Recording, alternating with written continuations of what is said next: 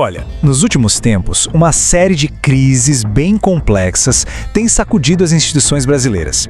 Mas e se tudo isso não for apenas uma coleção de escândalos separados? E se for, na verdade, uma teia bem emaranhada, que conecta tudo?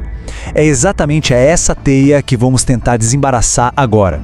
E para começar a entender o tamanho do problema, essa citação do Ismar Becker é perfeita. Ela vai direto no ponto. Parece que o diálogo entre os poderes acabou e o que sobrou foi uma briga constante. Esse é o nosso ponto de partida. E o cenário para tudo isso? Bom, é um ambiente de profunda crise de confiança. Sabe, aquela sensação de que as instituições que deveriam nos proteger e garantir a democracia estão, na verdade, se desfazendo. É aqui que a nossa história se desenrola. Então vamos puxar o primeiro fio dessa teia, o escândalo de espionagem. Uma trama que basicamente sugere que a agência de inteligência do país estava sendo usada não para proteger a nação, mas, quem sabe, para fins políticos. O nome que deram para isso foi ABIN Paralela. As investigações da Polícia Federal, na chamada Última Milha, descobriram que dentro da ABIN oficial existia uma espécie de estrutura secreta operando por fora para vigiar pessoas de forma ilegal. E o alcance dessa operação clandestina é assim, de cair o queixo. Não estamos falando de alvos aleatórios, não. Segundo as investigações, pelo menos 22 figuras de altíssimo perfil no Brasil foram monitoradas ilegalmente. E quando a gente olha a lista de quem foi espionado, a dimensão do esquema fica muito clara. Pensa só, presidentes da Câmara e do Senado da época, ministros do Supremo Tribunal Federal, como Alexandre de Moraes e Dias Toffoli. E não para por aí. Tinha gente da CPI da Covid, jornalistas. Fica a impressão de um padrão, né? De vigiar quem era crítico ou quem estava em uma posição de poder. Agora vamos para o segundo fio para ver como as coisas começam a se conectar. A gente sai da espionagem e entra no chamado caso Banco Master, um escândalo financeiro gigantesco que joga um elemento bem explosivo nessa crise toda. O número por si só já é impressionante. As investigações falam de um prejuízo de mais de 12 bilhões de reais. É uma quantia que mostra a complexidade de um suposto esquema que mistura fraude e tráfico de influência. Mas como é que isso funcionava? Pelo que as investigações apontam, era um esquema em 3 passos. Primeiro, o banco pegava muito dinheiro de investidores prometendo juros altos. Depois, usava essa grana para comprar ativos que simplesmente não existiam, segundo a apuração. E por último, quando a conta não fechava, ele vendia esses mesmos ativos fantasmas para um outro banco numa operação de resgate bilionária. E é aqui que a história fica ainda mais complicada. Porque o caso revela conexões que chegam lá em cima, no topo do poder. O dono do banco foi preso no que parece ter sido uma tentativa de fuga. Apurações indicam que até o diretor-geral da Polícia Federal teve uma viagem paga pela instituição.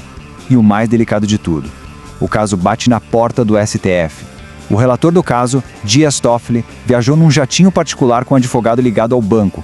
E como se não bastasse, documentos apontam uma transferência de 80 milhões de reais do banco para o escritório da esposa de Alexandre de Moraes. Bom, com tanta coisa vindo à tona, espionagem, escândalo bilionário, a pressão sobre o judiciário ficou enorme. E isso nos leva direto para o terceiro fio da nossa meada, uma divisão profunda e pública dentro do próprio Supremo Tribunal Federal. Para tentar apagar esse incêndio na imagem da corte, o então presidente do STF, Edson Fachin, jogou na mesa uma proposta bem ousada: criar um código de ética formal para os ministros. A ideia era simples: colocar no papel regras claras de conduta e aumentar a transparência. Só que a proposta, em vez de unir, acabou expondo um racha feio no tribunal.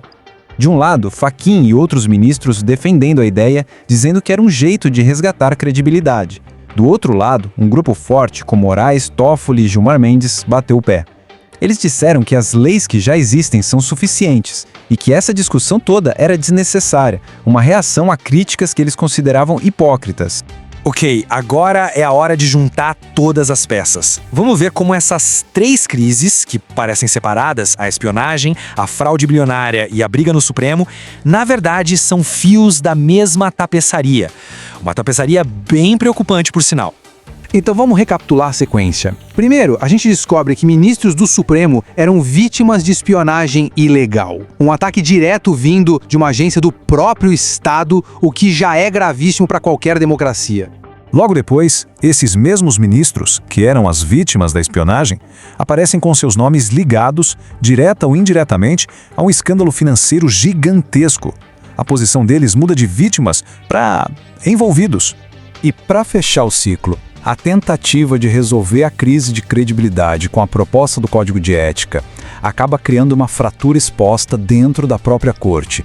Os ministros começam a brigar publicamente sobre o assunto. E o resultado de toda essa confusão? É um sistema que parece estar em guerra consigo mesmo. As linhas que separam quem investiga, quem é investigado e quem julga ficaram completamente borradas. E a consequência disso tudo é a erosão da confiança da população e uma governança que fica paralisada. No fim, a gente fica com uma pergunta que é muito maior que os detalhes de cada um desses casos. Quando as próprias instituições que deveriam se fiscalizar, que deveriam ser o equilíbrio do poder, entram em conflito aberto, quem é que sobra para garantir que as responsabilidades sejam cobradas? Fica aí a reflexão.